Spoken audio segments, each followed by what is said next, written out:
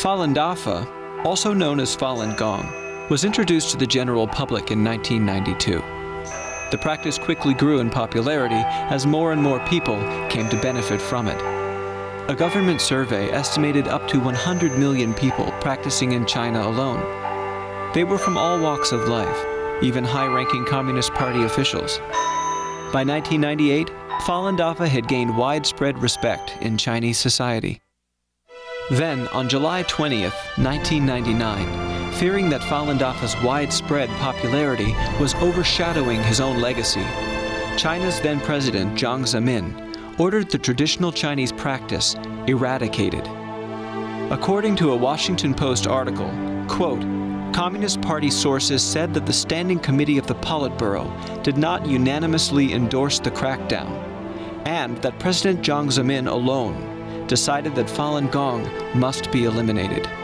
Jiang unleashed the full force of the police, the army, and the secret police to arbitrarily detain, arrest, and beat practitioners. Some practitioners were sentenced to prison for as long as 18 years, even though they had committed no crime. In order to justify the persecution to the general public, a systematic nationwide media campaign was organized by the government to demonize Falun Dafa, calling its practitioners crazy. They then said that they were trying to help practitioners by brainwashing them. International media were barred from filming and broadcasting stories about the persecution. 2 days before, I had been filming on Tiananmen Square and got caught, managed to hide the tape in my underwear as usual, and was threatened by the police to be kicked out of the country if I did any more Falun Gong. The crackdown targeted women, children, and the elderly, along with everybody else. However, the persecution did not work. It failed to stop people practicing, so the persecution was intensified. Young or old, male or female, adult or child, the Chinese authorities show no respect, no regard for human life, no mercy, and no remorse. To see such terrible persecution for me, it was just absurd. And I couldn't understand at first why it was happening. I felt, my duty was to talk about human rights and freedom, because it's very important. I couldn't understand why they were persecuting such good people. Some of the methods used in the persecution include shocking people repeatedly with 30,000-volt electric batons, burning people to death, forcing 8-month pregnant women to have abortions, beating people to death, and all forms of unimaginable torture. A woman and her 8-month-old son were tortured to death while in police custody. Her neck and her knuckle bones were broken, and her skull was sunken in. Her infant son's ankles had deep bruises from being hung upside down by handcuffs. There were bruises on the baby's head and blood inside his nose. The responsibility to be here is for me as an American Jew. For both Jewish history and American values compel me to stand here with you today. Tragically, after over so many centuries, we Jews have been among the quintessential victims of religious persecution. Why? Precisely because, in the face of oppression and degradations visited upon us, good people stood by silently and let it happen. As of July 2004, more than 1,000 practitioners are known to have been killed. Tens of thousands are still in labor camps and mental institutions. Hundreds of thousands have lost their jobs and their homes. Millions of people have had their lives shattered. My husband died. My husband's sister was sentenced 2 years in labor camp.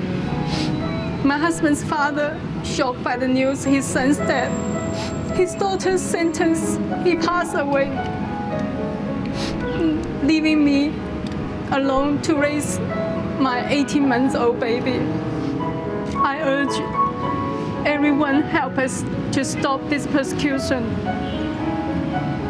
Because in China, thousands families like us still suffering every day. Citizens from other countries have gone to China to appeal and have met with similar treatment.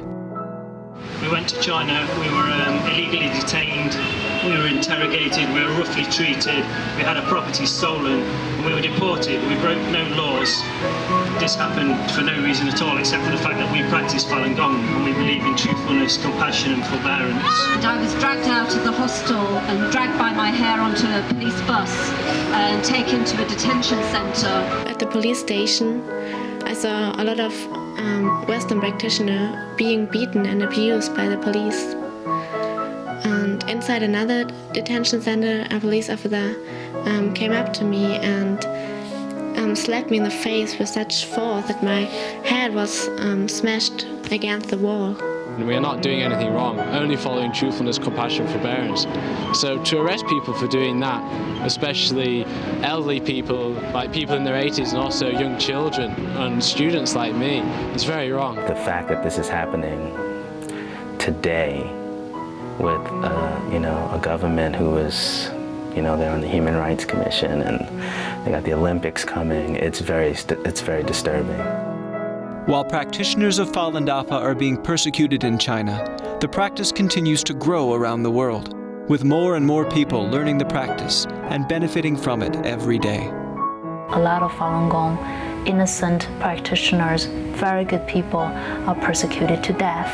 It's only by luck that I'm here practicing. I could be over there being tortured or in a labor camp for doing what I was doing in the park. I'm just lucky, and so I will speak out for those who are less fortunate than me in China. The persecution of the Falun Gong must end, and it must end now.